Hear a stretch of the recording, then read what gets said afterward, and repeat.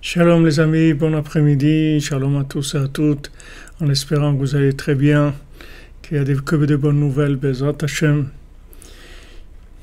que Hashem guérisse l'humanité, et Sodra Benu, que le Da'at, la conscience, elle vienne dans le monde, et Refoua Shlema pour tous les malades, Bezrat Hashem, qu'il y ait que de bonnes nouvelles, qu'on n'entende que du bien, vous nous annonciez des bonnes nouvelles, des guérisons, des ivugim, des enfants, de la parnassa, de la joie de vivre, Bezrat Hashem, la reconnaissance d'Hashem, le couronnement d'Hashem, Hashem Melech, Hashem Malach, Hashem Meloch Leolam Vaed.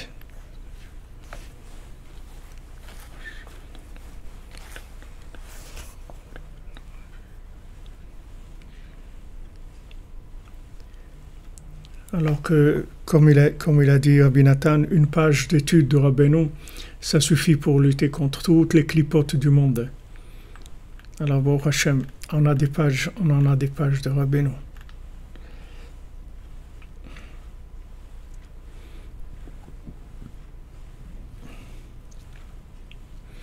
Merci Yanni Lévy, merci.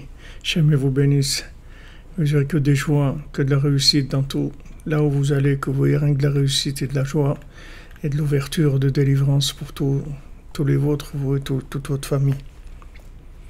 Merci de nous soutenir, merci. Le Mishkan, on veut avancer. Baruch Hashem. Chaque don, chaque aide, on avance.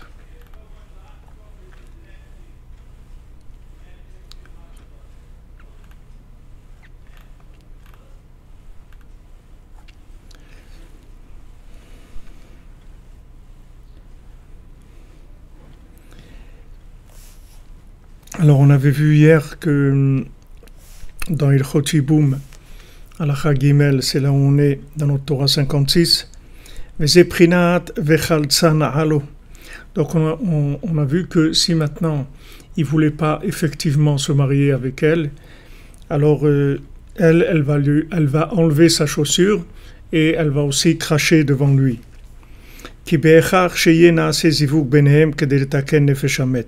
Parce que maintenant, ce principe qu'elle va enlever sa chaussure, c'est un principe de zivouk. C'est pas que maintenant c'est une situation dans laquelle il n'y a pas de possibilité de faire quoi que ce soit. C'est au contraire pour arranger, mais à un autre niveau. Parce que maintenant, un zivouk entre ces deux, c'est obligé qu'il y ait. C'est-à-dire, c'est obligé qu'il y ait un zivouk entre ces deux pour pouvoir donner une continuité aux frères. Puisque maintenant, lui, il ne veut pas un da'at de shalom, c'est-à-dire il ne veut pas un da'at, c'est-à-dire une conscience qui vienne du shalom, c'est-à-dire la conscience qui vient de l'engagement. C'est-à-dire que l'engagement dans le mariage, c'est un da'at de shalom, c'est-à-dire on est prêt, comme on dit, à retrousser les manches, c'est-à-dire on va commencer à travailler pour le shalom avec la vision opposée, comme il nous a dit de Rabbi Nathan, de l'homme et de la femme, qui ont des visions complètement opposées tous les deux, mais du moment où ils décident de se marier, de construire un foyer, alors ils s'engagent à chercher le shalom, puisque c'est le fondement même du foyer.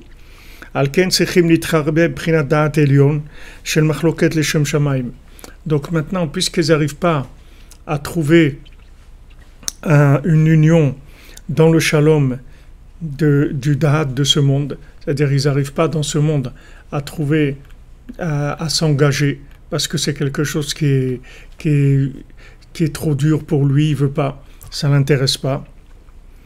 Alors ils vont s'unir dans un da'at elyon, c'est-à-dire dans une conscience céleste, qui est la machloket leshem shamayim, c'est-à-dire que, comme on a vu, machloket Shammai et Hillel, c'est-à-dire la machloket, la discussion entre Shammai et Hillel, l'opposition entre Shammai et Hillel, qui est une opposition qui n'a rien à voir avec les oppositions de concepts de ce monde. Ce sont des concepts qui sont de l'autre monde et qui sont pas du tout une machloket, c'est-à-dire ils remontent à la racine même de ce que représente le foyer.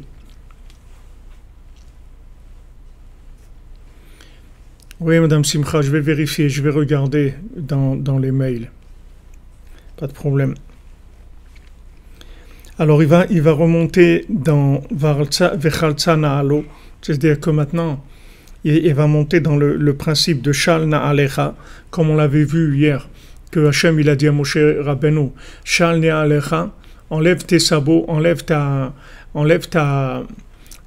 vision logique des choses, parce que là on va monter dans une autre dimension complètement, là où les points de vue différents, c'est plus du tout un point de vue différent, c'est-à-dire qu'il n'y a pas un qui a raison, les deux ils ont raison, et les deux sont opposés, et les deux ils ont raison. Donc maintenant, quand il n'y a pas vouloir d'engagement dans le mariage, alors on va monter à ce niveau-là, où chacun va avoir raison, et en fait, sans qu'il y ait aucune opposition, puisque les deux, c'est la parole d'Hachem. Prinad vechaltsa na'alo, zeu veyarka befanav.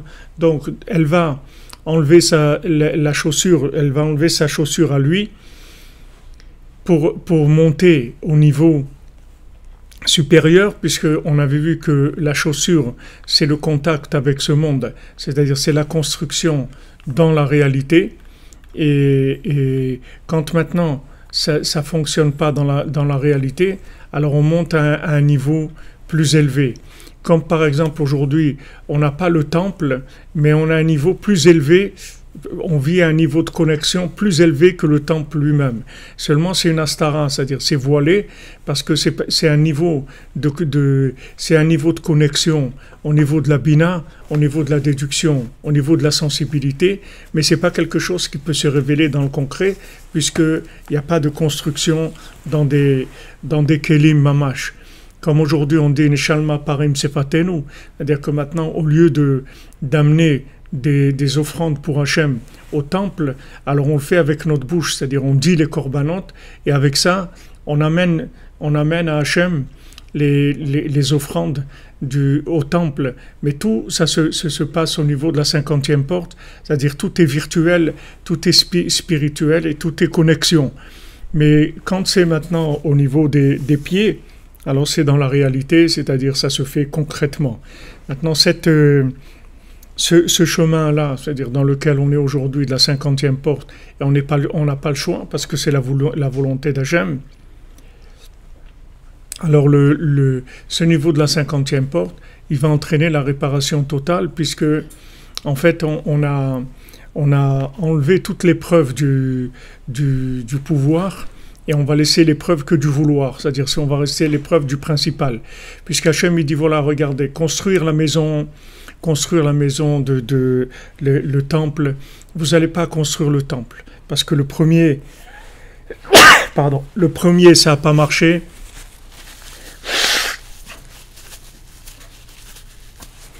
Le premier ça n'a pas marché, c'est pas que ça n'a pas marché, ça n'a pas abouti, en fait. Le premier ça n'a pas abouti, le deuxième non plus n'a pas abouti, donc le troisième, en fait, c'est Hachem qui va le construire.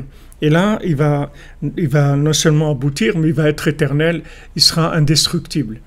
Donc, maintenant, au niveau pouvoir, on se trouve dans des situations qui sont complètement ingérables par le pouvoir logique, c'est-à-dire il n'y a aucune solution ni politique, ni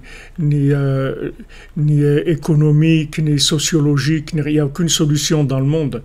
Comment continuer? C'est-à-dire le monde il est complètement paumé.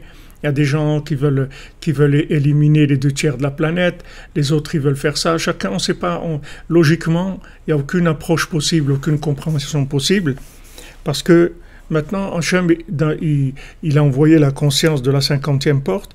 Dans la conscience de la 50e porte, il n'y a que le vouloir, c'est tout.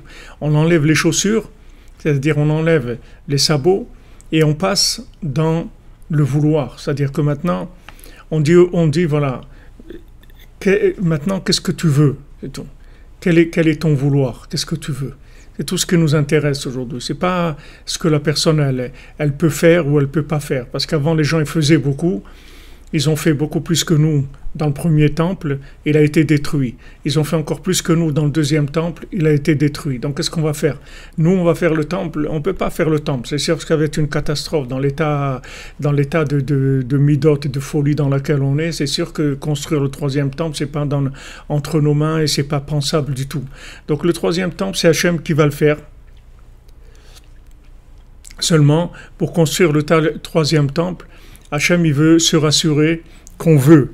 Donc vous voyez que c'est en parallèle avec le conte qu'on a commencé, le conte du marchand et du pauvre, parce que elle est en train de tester maintenant son ratson, c'est-à-dire elle lui a donné l'écrit, son écrit avec les dessins des 7 points d'eau, par rapport aux 7 midot, c'est-à-dire par rapport aux 7 sphirotes, qui sont les sphirotes qui s'appellent des pieds, c'est-à-dire les sphirotes du concret dans ce monde. Et elle va voir maintenant quel est son ratson. Donc vous voyez déjà, quand il craque un petit peu, qui vend la mèche à un roi, et pour trouver en fait une planque, de l'argent et tout, ça, elle y a testé son ratson. Elle a vu voilà où il en est. C'est-à-dire que si maintenant il tenait vraiment à ce mariage et que malgré que maintenant il a caché l'écrit dans un arbre et qu'il y a eu cette tempête et tout, il voulait vraiment, alors il n'aurait pas lâché, il aurait continué à essayer d'aller en se déguisant, même s'il était en danger et tout, il aurait essayé d'agir à travers avec sa maman à elle, trouver une façon plus ou moins normal d'arriver, et même s'il n'arrive pas, il serait mis dans un coin, il aurait continué avec son instrument de musique et à faire des chants et à prier à Hachem qu'il le délivre. Mais là, on voit que quand il a commencé un petit peu à être devant quelque chose qui avait l'air d'être un mur, parce qu'il se trouvait dans une impossibilité de retourner puisque le beau-père il voulait le tuer, donc il a vendu la mèche, il s'est vendu pour de l'argent, il a vendu son zivouk pour de l'argent. Donc là, il est tombé devant une épreuve, et après, bien sûr, Hachem il ne va pas le laisser, puisque ce couple-là, c'est le couple du Mashiach. Donc, comme Rabbeinu il a dit sur sa fille Sarah, quand elle s'est mariée, que normalement, Mashiach il devait naître de ce couple-là, de la fille de Rabbeinu, de Sarah. Il a dit Raoui chez Mashiach. Normalement, Mashiach, il aurait dû naître de la fille de Rabbeinu, de Sarah. Mais bon, il y a eu ce qu'il y a eu, des accusations, de la marloquette qu'ils ont fait contre Rabbeinu et qu'ils ont fait contre Rabbi Nathan.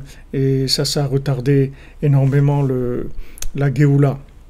Donc, maintenant, ce rapport avec Hachem, c'est un rapport de cœur, c'est un rapport de sincérité, c'est un rapport de vouloir. C'est-à-dire le cinéma est terminé, c'est-à-dire le cinéma du savoir-faire et de jouer avec le savoir-faire. Voilà, j'ai fait ça et j'ai fait ça et j'ai fait l'autre. Maintenant, il y a plus, on t'enlève le pouvoir. Tu es dans la 50e porte. Il n'y a plus j'ai fait ou j'ai pas fait. Il y a pas de maintenant, qu'est-ce que tu veux, c'est tout. Ce qui nous intéresse, c'est de savoir qu'est-ce que tu veux. Où est-ce qu'il est ton cœur? Qu'est-ce que tu veux? C'est ce qu'on veut de toi. On veut savoir ça. Que tu montres qu'est-ce que tu veux. Pas qu'est-ce que tu es capable de faire.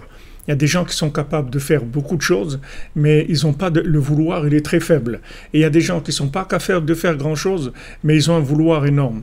Donc maintenant on arrive, on a enlevé l'emballage, on a enlevé tout le cinéma du monde, et Hachem il demande qu'est-ce que vous voulez, c'est tout.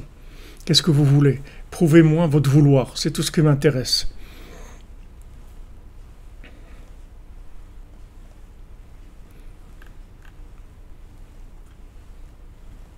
Voilà, comme vous dites, il était vulnérable. Il était vulnérable parce que son pouvoir était faible, c'est-à-dire son vouloir était faible. Du pouvoir, il n'en avait plus.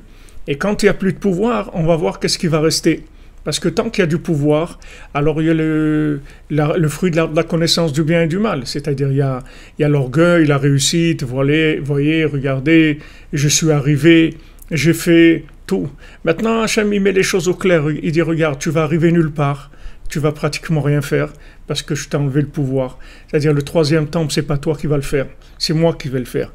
Donc ne compte plus faire quoi que ce soit parce que c'est pas dans le faire que tu vas prouver ton engagement. Ton engagement, je veux voir ton cœur, où est-ce qu'il se trouve, c'est tout.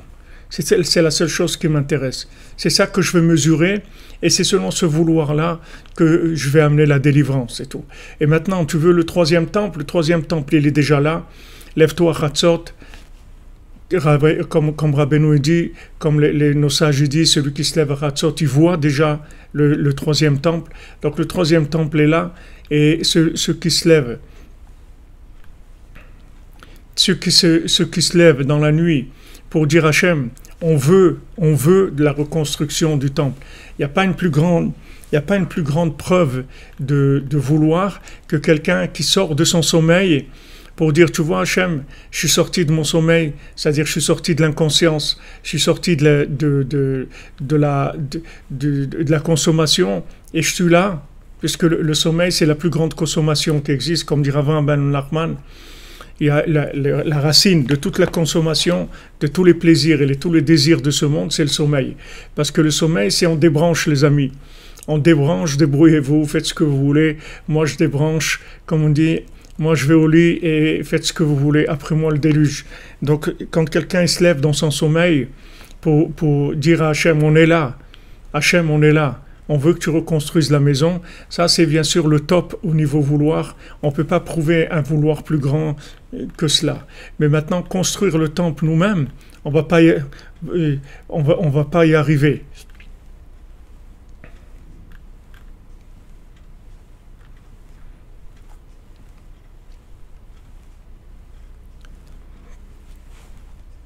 Maintenant, c'est Hachem en voyant qu'il y a une augmentation de vouloir. Alors cette augmentation de vouloir, elle va faire accélérer la Géoula. Et les gens qui veulent, c'est les gens qui sont capables de sortir du sommeil. Tout à fait, Hitbo des doutes, ça a été un Esav, tout à fait. Ça débranche Esav complètement, là, Hitbo des doutes, puisque maintenant, on crée on prend un autre chemin, comme un pontage, on fait un pontage. C'est-à-dire on passe à un autre niveau. Tout à fait, on est passé sur un autre système de fonctionnement complètement. On est complètement largué des sabots, c'est-à-dire des chaussures. Vous voyez, tous les dirigeants du monde, ils n'ont plus de chaussures. Ils savent plus du tout ce qu'ils sont en train de faire. Il y a plus de logique, il n'y a plus de suivi, ça part dans tous les sens. On ne sait pas du tout, ça change, on ferme, on ouvre, on met des passeports verts, on enlève les passeports, on remet ça. Ils font n'importe quoi. Au point de vue de logique, c'est du n'importe quoi.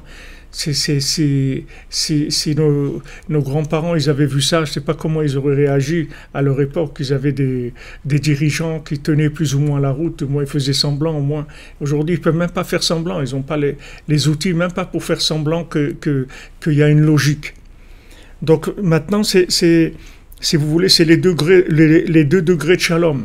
C'est-à-dire, il y a le degré de shalom des chaussures, c'est-à-dire que maintenant, il va faire yiboum, il va se marier avec la veuve pour donner une continuité à son frère, ou il y a la khalitsa, c'est-à-dire que maintenant, il ne désire pas s'engager dans le shalom concret, c'est-à-dire dans la lutte entre deux opposés, masculin et féminin, pour construire un foyer.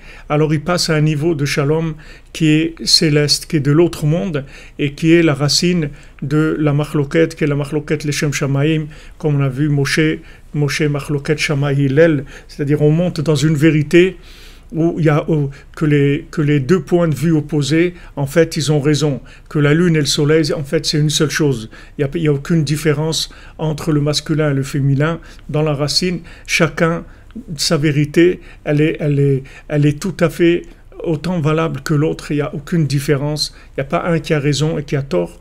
Les deux, ils ont raison. Donc ça, c'est un autre niveau. C'est un autre niveau de zivug, qui est où on va exploiter le vouloir. C'est tout le vouloir, c'est-à-dire qu'ils veulent la continuité, mais ils sont incapables de construire. Ils n'ont pas de kelim pour construire, ils n'ont pas de récipient pour pouvoir construire. Chez Oprinat, alors, Ki harok uprinat zivug aneshikin, chez uprinat zivug elion, chez le chech vegaon. Donc maintenant, quand elle va cracher devant lui, il y a une chose, c'est qu'elle va enlever sa chaussure pour lui dire, bon, t'as pas de pied, c'est-à-dire t'as pas la possibilité tu veux pas t'engager à construire dans le concret de ce monde. Et aussi, elle va cracher devant lui que ça, c'est Zivug Elion, et c'est le Zivug de Chech Vegaron, c'est-à-dire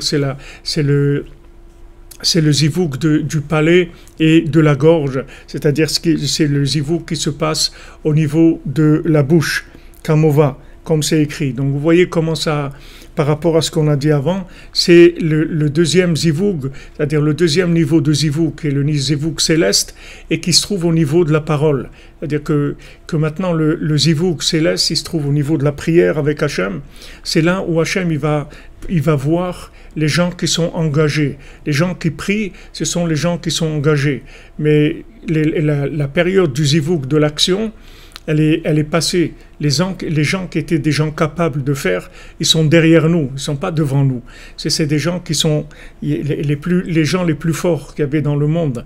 Dans l'action, c'est-à-dire dans les chaussures, ils sont derrière nous, ils sont passés, ils ont fait tout ce qu'ils ont pu. Il y a des âmes de tzadikim, des tanamim, des amoraïm, comme il dit le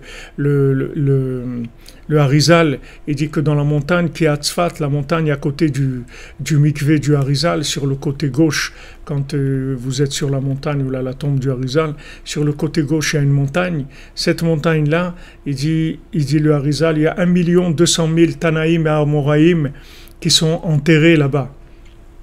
1 200 000 Tanaïm Amoraïm, c'est-à-dire que chacun, il était capable de faire la résurrection des morts. C'était des gens d'un niveau très élevé. Donc des gens capables dans les pieds, c'est-à-dire des gens qui étaient capables de faire des choses, ils sont derrière nous. Mais par contre, les gens qui sont capables comme il dit ici, des zivougs de Neshikim, c'est-à-dire des zivougs, le zivoug de la parole, du vouloir, de la communication. Ça, il n'y a personne qui est aussi fort que nous dans le monde. C'est-à-dire que nous, on est les gens les plus forts dans le vouloir, justement parce qu'on nous a diminué le pouvoir pratiquement au minimum. On nous a laissé le SMIC du pouvoir juste pour pouvoir faire semblant, parce que sinon il n'y aurait même pas le déguisement pour pouvoir fonctionner. Donc on nous laisse le minimum de force de fonctionnement pour juste habiller le vouloir. Parce que s'il n'y a pas un minimum de fonctionnement, ce vouloir, il n'a pas dans quoi habiter. Donc notre épreuve, elle est là. C'est-à-dire que on nous demande d'investir dans le vouloir, de développer en nous le vouloir. Et ce niveau de vouloir auquel on arrive aujourd'hui, c'est le plus grand niveau de vouloir qu'il y ait jamais eu. Rabbeinu, il explique dans l'Écoutez-moi, il dit que maintenant, on se trouve à la fin. Maintenant, quand on arrive à la fin, il y a un vouloir énorme qui se déclenche. Comme je vous donne l'exemple déjà, quand par exemple vous voyagez, vous prenez par exemple un avion pour aller quelque part, qu'est-ce qui est le plus difficile dans le voyage? C'est les dernières demi-heures, la dernière heure.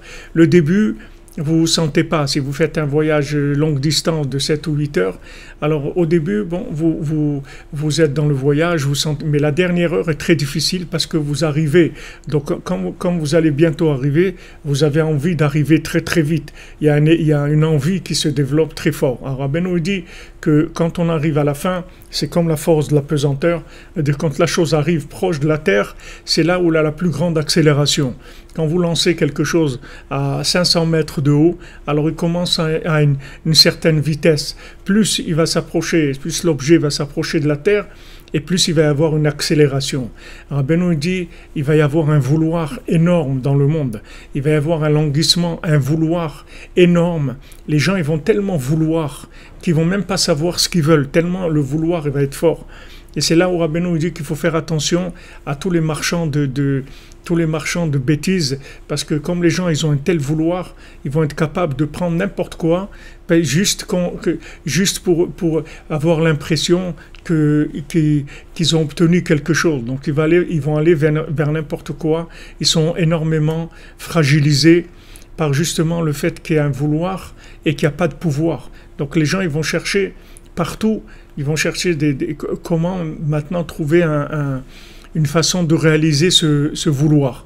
Donc Rabbeinu il dit que c'est là où tous les vendeurs de mensonges, tous les vendeurs de bêtises, ils vont venir sur les marchés, ils vont essayer de proposer aux gens toutes sortes de merveilles et de choses extraordinaires pour essayer de récupérer leur vouloir. Comme lui, comme dans le conte, il va se faire récupérer son vouloir par ce roi, en croyant qu'il vient chez le roi et dit ben voilà, au moins je vais avoir la tranquillité, je vais vendre la mèche au roi, je vais lui donner tous les simanim, tout pour qu'il aille se marier avec sa fiancée. Et lui, il va me donner de l'argent et il va m'honorer parce que je lui ai donné quelque chose d'extraordinaire. Et manque de chance, il reçoit le contraire, qui veut le tuer et qui pense à le tuer, à lui faire du mal. Donc il est déçu parce que il pensait qu'il allait obtenir quelque chose, il n'obtient rien du tout.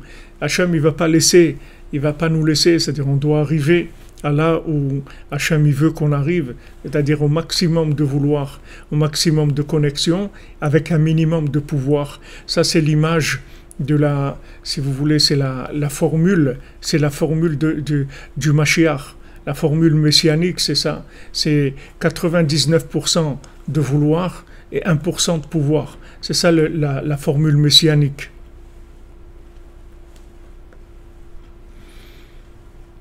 Oui, en général, quand on est pressé de quelque chose, c'est parce que c'est la fin. Ou des fois, c'est parce qu'on veut que ça finisse. Alors voilà les charlatans, comme vous dites exactement.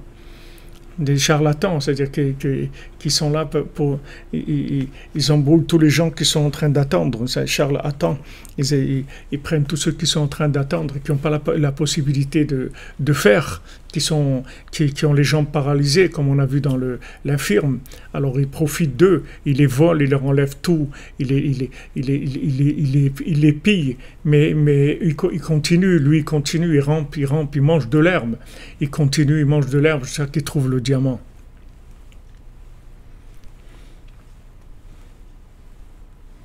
Merci notre ami Aaron Drey, mon ami. Merci pour la trouma, pour le Mishkan. Bezrat Hashem, on avance pour le Mishkan. Et Bezrat Hashem, on attend. On attend les choses de Bezrat Hashem. Comprenez, ils embrouillent tous les... Ah, Jonathan, vous connaissez Jonathan. Là, c'est Charles Attan. Ils prennent tous les gens qui sont dans l'attente et ils les embrouillent parce qu'ils sont dans une attente tellement forte qu'ils leur vendent n'importe quoi.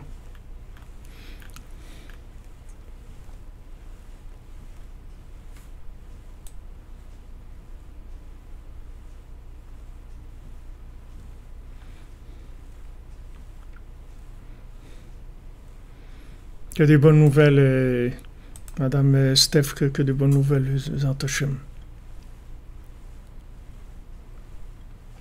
Ephraim Achour, c'est une bonne question. Est-ce que tu peux répondre Amen au Kaddish au milieu de la lecture du Tikkun HaKlali? Alors, ce qu'on fait en général, c'est qu'on répond dans le cœur, on ne répond pas avec la bouche, pour ne pas faire une interruption dans le Tikkun HaKlali.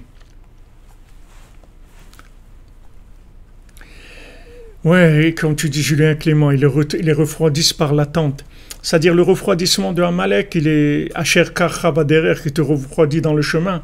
C'est que c'est pas que avec l'attente, c'est pas dans l'attente par l'attente qu'il le refroidit, c'est que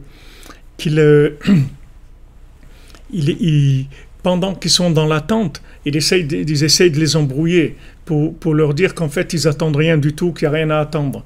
Il leur met des safek. Amalek, c'est safek. C'est-à-dire, comment il te refroidit, il te met des doutes sur ce que tu es en train d'attendre. C'est ce qui se passe avec notre jeune fiancé. C'est-à-dire qu'il voit que c'est pas possible. Il dit, de toute façon, comment je vais arriver à ça? Quand il a des doutes. Au début, il s'installe dans sa planque, dans le désert. Il a trouvé un oasis. après il est tellement amer et tout qu'il en peut plus et il quitte l'endroit et dit je vais aller là où je vais aller. C'est-à-dire à chaque fois il a cette expression là que bon peu importe ce qui va se passer, j'irai là où j'irai. Vous voyez qu'il a aucun plan, il n'a pas de récipient du tout, du tout. Il a pas de récipient du tout, il n'a pas de pied du tout, le pauvre. Pas du tout, du tout, du tout. Il n'a rien du tout. Il est loin, loin, loin d'avoir des pieds. En fait, vous allez voir que c'est elle qui va tout faire. Lui, dans tout ce conte-là, il fait vraiment pas grand-chose. C'est-à-dire par rapport à ce qu'elle va faire, il fait vraiment pas grand-chose. Mais il est fragile. Dès que maintenant il y a quelque chose qui vient contre sa volonté, contre son espoir, tout de suite il tombe. Et maintenant il va se faire attraper par ces clipotes qui viennent l'exploiter pendant qu'il est dans son attente. C'est-à-dire qu'il est en attente. Parce que Rabbeinu dit que le Ikar de la tchouva c'est hamten. C'est-à-dire la tchouva c'est attends. Attends, comme quelqu'un qui a dit hier. Hamatana, Hamtana, c'est Matana. Qu'est-ce qu'on attend? On attend le cadeau d'Hachem. Qu'on attend que le troisième temple vienne cadeau. On n'a pas de mérite dans nos actions, mais on a un mérite énorme dans notre vouloir. C'est-à-dire on a un vouloir plus grand qu'il n'y a jamais eu dans le monde.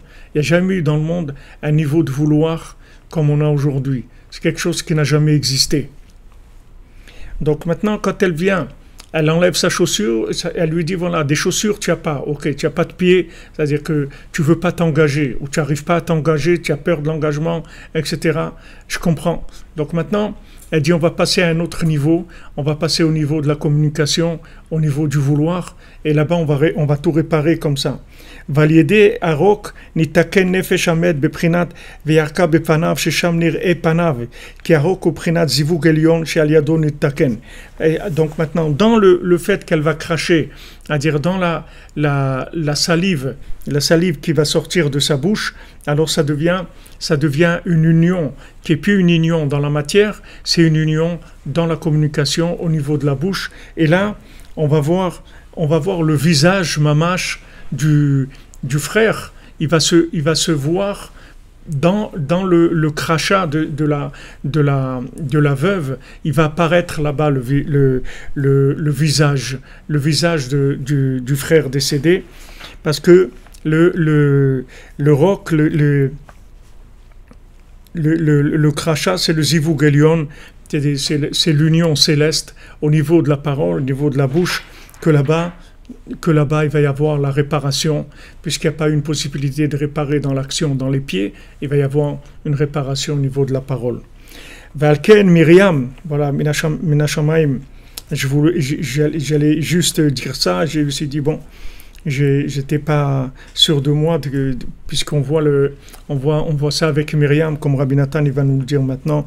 Alken Myriam shepagma bichvod Moshe udvareha hayu al she Parash.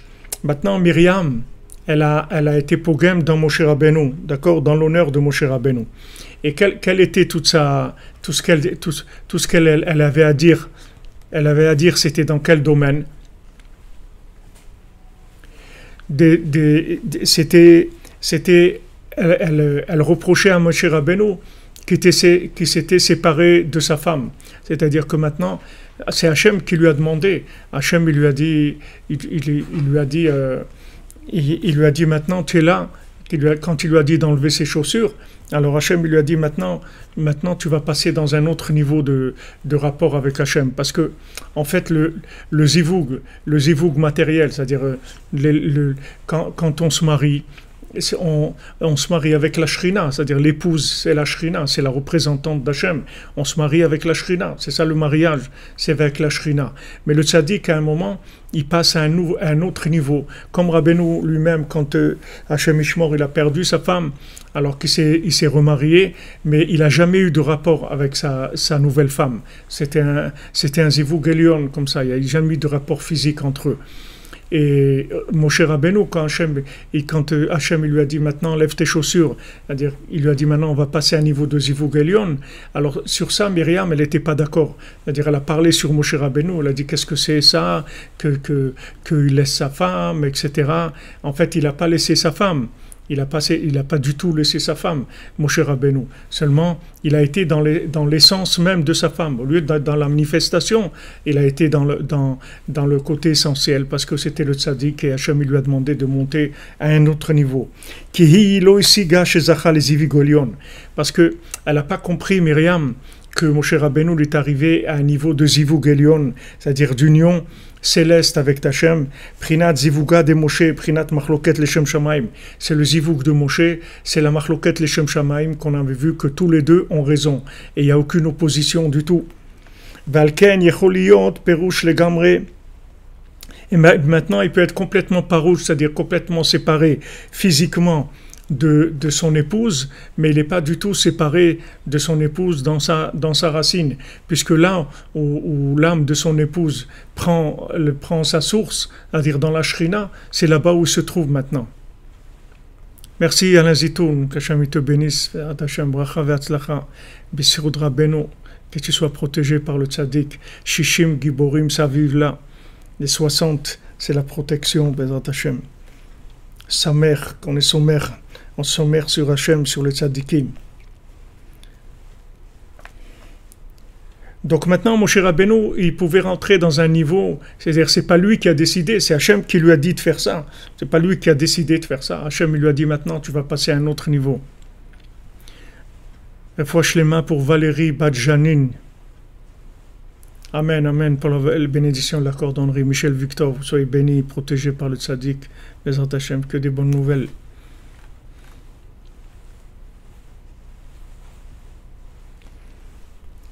Alken Dibra Alav.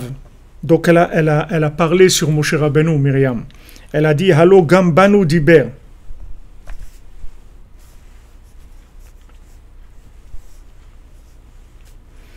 Donc elle a dit de nous aussi, il a parlé. Velo parashnu midei cheretz. C'est-à-dire que elle a dit Myriam, mais nous aussi Hachem nous a donné la Torah. Et pourtant, c'est pas pour ça qu'on s'est séparé du Derech, c'est-à-dire on s'est pas séparé du fonctionnement des chaussures, c'est-à-dire du fonctionnement de ce monde, puisque Derech c'est le chemin, c'est-à-dire les chaussures c'est pour le chemin de ce monde, Derech le chemin de ce monde. C'est-à-dire on s'est pas séparé de nos conjoints, et nous aussi on a entendu la Torah. Qui adraba et karadaat al shalom, puisque maintenant le da'at c'est par le shalom, c'est-à-dire que on n'a pas lâché le shalom d'en bas, bien que le shalom il y a aussi shalom bimromav, bien qu'il y a le shalom d'en haut, on n'a pas lâché le shalom d'en bas, c'est-à-dire on s'est engagé dans le mariage concrètement pour construire un foyer, en étant opposés dans ce monde et en ayant des visions opposées, mais concrètement opposées. C'est-à-dire qu'on n'est pas d'accord du tout, et on n'est pas d'accord. Et quand on n'est pas d'accord, on a chacun notre façon de voir. On arrive à un accord par le fait qu'on passe dans la troisième dimension, qu'on est connecté à la Emouna, mais chacun, on a notre façon de voir les choses. Tandis que dans les Zivug Elion, c'est une seule façon, c'est-à-dire que les deux, c'est Echad. Mais dans le Zivug Tarton, c'est-à-dire dans le Derech Eretz, alors elle a dit, nous, on n'a pas lâché. Pourtant, on a entendu la parole d'Hachem, Matan Torah et tout, mais on est resté dans Derech Eretz. Donc, elle n'a pas compris le niveau où il était Moshe Rabbeinu. Elle n'a pas compris du tout dans quoi il se trouvait. D'ailleurs, comme aujourd'hui, il y a beaucoup de gens qui se moquent des gens qui veulent. Ils disent, ouais, le vouloir, c'est bien beau, hein, vouloir. Mais qu'est-ce que tu fais, en fait? Tu fais rien du tout. Qu'est-ce que tu fais de ta vie? Ouais, tu veux, tu pries là, tu fais des psaumes, mais allez, il faut faire quelque chose de concret. Ils se moquent des gens qui veulent. Ils se moquent des gens qui prient, ils se moquent des gens qui pleurent, ils se moquent des gens qui se lèvent la nuit, ils se moquent des gens qui font Idbo des doutes. Ils se moquent de ça, parce que ils disent, mais c'est bien beau tout ça, mais c'est quoi? Allez, il nous faut du concret, il nous faut comme on dit, il nous faut du rouge qui tache, il nous faut du vrai. Pas du tout ok, ce vouloir et ces rêves là, les rêves de Yosef Hatzadik, ouais, les rêves, les Sipurim Asiot, vous rêvez. Vous êtes des rêveurs et tout, vous n'êtes pas dans la réalité.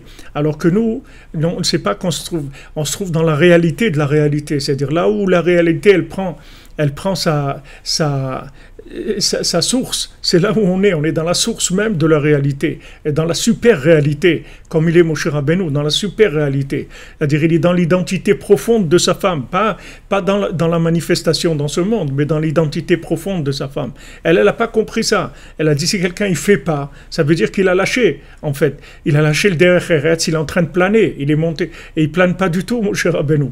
Moshe Rabbeinu c'est Machloket Shammai et Hillel, il n'est pas du tout en train de planer, il est en train de réparer le monde. Il plane pas du tout. Il n'est pas déconnecté de la réalité du tout. Il est dans la réalité de la 50e porte. Il est dans la 50e porte de la Bina, qui est la racine de toute réalité qu'il y a dans ce monde. Donc on voit exactement la même chose que dans le Hiboum. On voit que son père, il a craché devant elle. Chez Ramazla Hashem Idbarach, que Hashem, il lui a fait allusion à la mitzvah de Chalitza beprinat veyarka befanav.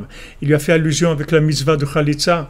Il dit regarde, quand maintenant on enlève sa chaussure, c'est-à-dire il n'y a plus derech eretz, il n'y a plus la chose concrète, il reste la racine. Oui, exactement. Comme vous dites, ils prennent cela pour de la faiblesse. Alors que c'est pas de la faiblesse. C'est que c'est un vouloir très fort. Et une impossibilité de pouvoir, parce que c'est Hachem qui a décidé que les gens ils seraient affaiblis dans leur pouvoir. Comme Rabbeinu il a dit dans la Torah 21, dans l'Écoutez Moharan, que dans ce passage-là de la Torah de Myriam, que là-bas on fait allusion au hiboum et à la chalitza. Aïnou kihi pagma bekavod Moshe al-she parash, c'est-à-dire elle a osé parler sur Moshe Rabbeinu parce que c'est séparé concrètement, c'est-à-dire physiquement de son épouse. Nimsa shepagma beprinat machloket leshem shamaim. Donc qu'est-ce qu'elle a fait? Elle a été pogam dans la machloket leshem shamaim, c'est-à-dire elle a voulu dire en fait que la machloket c'est une vraie machloket de ce monde, c'est une vraie opposition et pas que dans la racine de ces deux façons de voir en fait c'est une seule chose. Chez Zivuga de Moshe, c'est-à-dire ça, c'est le zivouk de Moshe Rabbeinu, c'est l'union céleste. V'abgam ou beprinat chalitza. Et dans le bgam, c'est un principe de chalitza, c'est-à-dire l'erreur, elle a été dans ce principe-là. Alken nemarba ve'avia yarok yarak bepaneha. Que son père, c'est-à-dire Hachem, yarok ve'yarak bepaneha, c'est-à-dire il va cracher devant elle. Kisham pagma beprinat shal na'alecha beprinat vechalza na'alo ve'yarka bepanav. Parce que c'est là-bas où elle a abîmé le concept de la grandeur de Moshe Rabbeinu. Comme Rabbeinu il dit dans cette Torah, il dit il y a des gens qui ont un pouvoir Beit Galia et des gens qui ont un pouvoir Beit Kassia. Il y a des gens qui ont un pouvoir concret, c'est-à-dire qui ont le pouvoir, qui ont la manigout, qui dirigent le monde. Et il y a des gens qui sont des influenceurs, si on veut, des gens qui influencent le monde, mais ça se voit pas. On voit pas leur pouvoir. Il n'y a pas de main, c'est-à-dire il n'y a pas de pied dans le pouvoir. Et Rabbeinu, il a dit à ses élèves, à ce moment-là, il a dit à ses élèves, vous me voyez comme ça, vous voyez que je suis avec vous là, on est une vingtaine, une trentaine à parler. Rabbeinu leur dit ça, il leur dit, mais en fait, sachez que vous croyez que moi j'ai le pouvoir que sur vous, mais en fait j'ai le pouvoir sur le monde entier. J'ai le pouvoir sur tout ce qu'il y a dans ce monde, sur tous les rabbanim du monde, sur tout ce qui se passe dans le monde, de tout ce qui passe dans ce monde-là, tous les niveaux, j'ai le pouvoir sur tout. Seulement ça se voit pas, parce que Rabbeinu il travaille avec le sixième mendiant qui n'a pas de main, c'est-à-dire on voit pas les mains. On ne voit pas les mains de Rabbeinu, mais on voit les résultats, même si on ne voit pas les mains. On voit des résultats. Donc s'il y a ces résultats, c'est quelque part, il y a des mains. Mais ce n'est pas les mains des chaussures, c'est les mains de la bouche, c'est les mains du Zivug Elion. Donc avec quoi il soigne le sixième mendiant? Avec quoi il soigne la princesse? Il la soigne avec un negina, avec la mélodie. C'est avec la mélodie qu'il la soigne. Il la soigne pas avec la morale ou avec de la tchouva qui lui demande de jeûner ou de faire quelque chose. Il la soigne uniquement avec la mélodie. Donc là aussi, les gens ils se trompent, ils croient que Rabbeinu il travaille pas, que Rabbeinu il n'a pas le pouvoir. Mais vous voyez le résultat, combien de milliers de gens ils se sont rapprochés à Breslev, combien de milliers de gens, de centaines de milliers de gens ils viennent à Ouman. Maintenant, si Rabbeinu il n'avait pas il n'avait pas des mains, c'est-à-dire s'il n'agissait pas, d'où ça va venir ça? Il y a beaucoup de gens, beaucoup de sadikim, ils sont passés dans ce monde, et après il n'y a rien eu, il n'y a pas eu de suite, et même la suite elle a été complètement déviée. Merci, merci Madame Mouïd pour l'huile de Rabbeinu, merci. C'est-à-dire que maintenant, les gens ils croient que Rabbeinu ne travaille pas. Voilà, exactement. Il soigne le mal à la racine et pas le symptôme, exactement. Il ne passe pas la pommade. Il ne donne pas des acamol. En Israël, il y a le remède miracle. Surtout, toute maladie, c'est acamol. C'est-à-dire, on calme la douleur, c'est tout. On sait calmer la douleur, mais on ne sait pas soigner. Le tzaddik qui travaille dans la racine et répare dans la racine, ce n'est pas un pouvoir extérieur, c'est un pouvoir profond sur les âmes. Donc Rabbeinu, il a dit, voilà, il y a un que vous voyez qu'apparemment il n'a pas de pouvoir, mais en fait il est Moshel sur le Olam Kulo. Il a le pouvoir sur le monde entier. Chalutz vegematria matzah imakolel. Maintenant, si on prend le mot Chalutz, c'est la même valeur numérique que matzah. Sheu prinat machloket leshem shamaim. Comme on a vu une matzah umriva, que le niat de la matzah, c'est l'opposition leshem shamaim. Hashem echad roshetevot divrei elokim chaim. Maintenant, quand on dit Echad, quand le mot Echad, c'est Divrei Elokim Chaim. Quand on prend le mot Echad, les premières lettres de Echad, c'est Divrei Elokim Chaim. Alors Rabbi Nathan, il dit, comme je me semble que j'ai entendu de Rabbeinu, de la bouche de Rabbeinu. Et c'est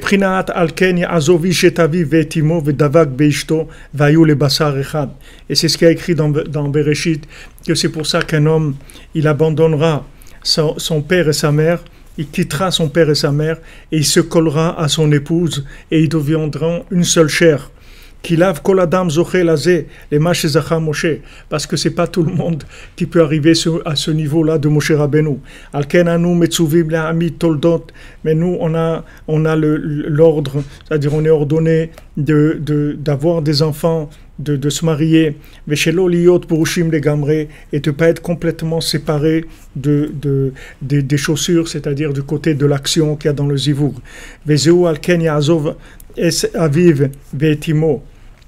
C'est-à-dire il va abandonner son père et sa mère, c'est-à-dire il va abandonner le zivouga de Abba Veima, c'est-à-dire que il va quitter le zivoug de la chokhma et de la bina, c'est-à-dire de Sheoprinat zivouga de Moshe, que la chokhma et la bina, c'est-à-dire chaque fois que maintenant la chokhma, elle se met, le savoir, il se met en rapport avec la déduction, alors ça va donner du da'at, ça va faire naître une conscience nouvelle. Donc ça, c'est un zivoug entre la connaissance et la déduction, c'est-à-dire entre l'application de la connaissance dans le concret, ça va donner un da'at, c'est-à-dire un enfant. Sheoprinat zivouga de Moshe, vedabak ve'ainu le basar echad, c'est-à-dire vedabak ve'ishto, c'est-à-dire il va se coller concrètement, c'est-à-dire à sa femme, c'est-à-dire il va abandonner le niveau de zivoug elion pour aller dans le zivoug tarton, c'est-à-dire mamash, le mariage. C'est-à-dire le zivoug, le da'at du shalom, c'est-à-dire de construire ensemble en étant des êtres avec des visions complètement opposées, mais dans ce monde, c'est-à-dire que quand on est opposé dans ce monde, ça veut dire qu'on a des difficultés à accorder nos violons, comme on dit, mais on se bat, on cherche le shalom dans la troisième dimension, mais en passant par du concret, c'est-à-dire du vécu. Donc Rabbi Nathan, il nous met en garde et il nous dit, c'est pas, c'est-à-dire, quand je vous ai dit, Rabbi Nathan lui-même, il a tout fait. Baruch Hashem Israq Perez Garcia, merci de nous donner ces renseignements, de nous donner ce retour. Que Hashem te bénisse, mon ami. Que seas bendiga. Que Dios te bendiga. La bendition. Le Rabbi Nathan lui-même, bien que sa femme elle était opposée complètement à lui, elle venait d'un autre monde, dont lui aussi venait, mais il l'a attendu. Il a jamais, même quand ses amis, ils lui ont dit à Rabbi Nathan, quand il voulait aller chez Rabbeinu, que Rabbeinu était à Medvedevka, que c'était très loin, c'était à à des jours de voyage de là où il était. Et Rabbi Nathan, il a été passé Purim et Pessah là-bas avec Rabbeinu. Il est revenu qu'après Pessah, c'est-à-dire il a quitté sa maison pratiquement 1 mois et demi. Et ses amis lui ont dit, il n'avait pas d'argent pour le voyage, ils lui ont dit, mais tu n'as qu'à prendre tous les bijoux de ta femme, tu les vends, et comme ça tu as pour le voyage. Et Rabbi Nathan, il dit, heureusement que je ne les ai pas écoutés, parce que j'aurais fait ça, j'aurais entraîné une catastrophe dans la maison. Parce que malgré que lui, il était à fond dans son Etkarvut à Rabbeinu, dans son rapprochement à Rabbeinu, il a toujours respecté son épouse, il a toujours attendu. Parce qu'il savait que, en fait, elle voulait la même chose que lui, seulement elle a été formatée différemment. Donc il a été patient. Et après, c'est devenu sa meilleure amie, celle qu'il a le plus soutenue, qui a été avec lui, comme on dit, Ba'esh ou Bamaim, dans le feu et par l'eau. Elle a été avec lui, si on sait attendre, alors on arrive après à un niveau extrêmement élevé, parce qu'on arrive au véritable shalom. Mais ce shalom-là, il est plus grand que le shalom d'en haut. Parce que le tzaddik, lui, il arrive au shalom d'en haut après qu'il est passé par le shalom d'en bas. Mais nous, si on cherche le shalom céleste, c'est une fuite par rapport, comme le jeune Khatan, lui cherche, vous allez croire qu'il cherche le shalom, il est tranquille dans son oasis là-bas, avec sa guitare et en faisant de la musique, etc. Il est tranquille. Mais en fait, c'est une fuite de responsabilité. Et Hachem, il veut qu'on s'engage. Hachem, il veut qu'on s'engage. C'est-à-dire qu'on quitte Abba Veima, qu'on quitte les concepts, qu'on quitte la vie dans le concept et qu'on s'engage concrètement, même si c'est difficile. Après, on arrive à quelque chose d'extraordinaire. Les Hachem, que des bonnes nouvelles, les amis. Une bonne journée, bon après-midi. Refoua Shlema à tous les malades, la délivrance de l'humanité et une augmentation du vouloir, que le vouloir il augmente tellement, chaque Hachem, il nous construise le 3e temple, Bezrat Hachem, dans la joie. Parce que le 3e temple, c'est le résultat des chaussures à 3 coins. C'est le 3e temple, c'est les chaussures à 3 coins. Parce que c'est pas nous qui allons la faire, c'est Hachem qui va faire la chaussure à 3 coins, elle va être parfaite, elle va être extraordinaire, Bezrat Hachem.